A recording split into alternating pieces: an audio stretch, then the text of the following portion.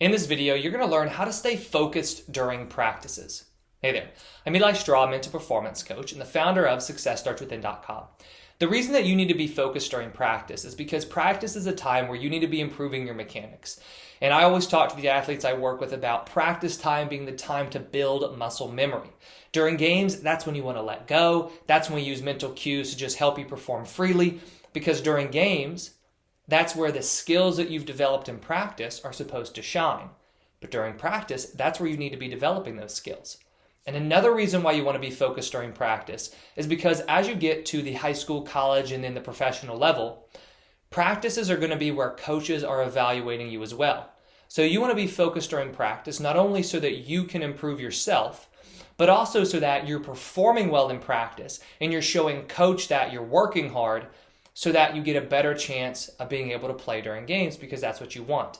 Now, we have to be careful there because we're not trying to have any pressure on you to where you're afraid of making mistakes during practice, but you want to make sure that you're focused during practice so that you're giving practice as much effort as you can. Now, what are the main distractions that you can face as an athlete during practice? One of them is going to be your coaches or your teammates. They might be distracting you, causing you to lose focus. Another thing might be mistakes. If you make mistakes during practice and you get upset about those mistakes and you don't really learn from them, then they can be distractions moving forward during practice. Something else that might distract you is life outside of practice. If you're a student athlete and you have a big test coming up, or if you have a lot of homework, then you could be thinking about school while you need to be focusing on practice. And then another one is going to be unhelpful or negative thoughts. Now, this can happen if you have a coach that's yelling at you, if you don't feel like you're performing well, if you've been dealing with a lot of anxiety or maybe some self-doubt recently. If that's the case, then you're going to have some very unhelpful thoughts.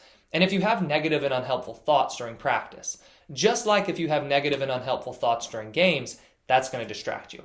So if you find that right now you are losing focus or you're becoming distracted during practice, what can you do? Well, there's a sports psychology strategy that I love to use with the athletes I work with that kind of comes on two different levels. One is that we're going to work on setting a focus point for practice. And then the other is that you're going to come up with a thought-stopping phrase for whenever you lose focus during practice. So let's start with the focus point. Going into practice, you want to set a focus point for yourself. This means a target that you're going to focus on for that practice. I like this so much because, number one, it gives you something concrete to focus on. If I just say, you need to be more focused during practice, or you need to focus more on the present moment during practice, sometimes that can be difficult because you don't know exactly what you need to be focused on. But if you give yourself a focus point, so a target or an objective for that practice, well, then you have a very clear idea of what you want to focus on.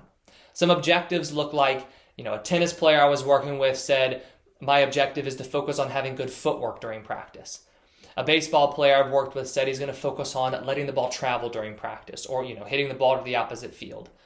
I had a football player I was working with that, very much like the tennis player, said he's going to work on his footwork. So he wants to focus on footwork during practice. Now, this isn't going to be universal to every single drill you do and everything you do in practice. But by giving yourself an intent or a focus point for that day, you know that you have something you want to return your attention to when you can. But even more than that, it makes sure that you are practicing with intent every day. And if you have more intent and you give more effort during practice, well, that's going to lead to better performances because you are improving more during practice. The second part of this strategy is where you come up with a thought-stopping phrase. A thought-stopping phrase is something that you repeat to yourself whenever you notice yourself becoming distracted. So let's say that some life outside of school or something you're doing outside of school is what's distracting you during practice. As soon as you start thinking about that test and you recognize that you're thinking about that test, you need to bring your attention back onto your focus point. So that's why we want to have the focus point set in the first place. To bring your attention back onto the focus point, you want to use a thought-stopping phrase. And this is just something that you say to yourself. You repeat in your mind to kind of remind yourself to let that thing go, let whatever you're focusing on go, bring your attention back into the present moment. Some very simple thought-stopping phrases include, let it go, focus on what I'm doing. Or stop, let it go, focus in the present. Just something that you can memorize and then remind to yourself and repeat anytime you're losing focus. So now you have a focus point for practice. So you have a very clear idea of what you're working on. But then you also have a thought-stopping phrase. So if you lose focus during practice, you can repeat that thought-stopping phrase And then you want to return your attention back onto the focus point, which is another reason why that focus point is important, because it gives you something concrete to refocus onto.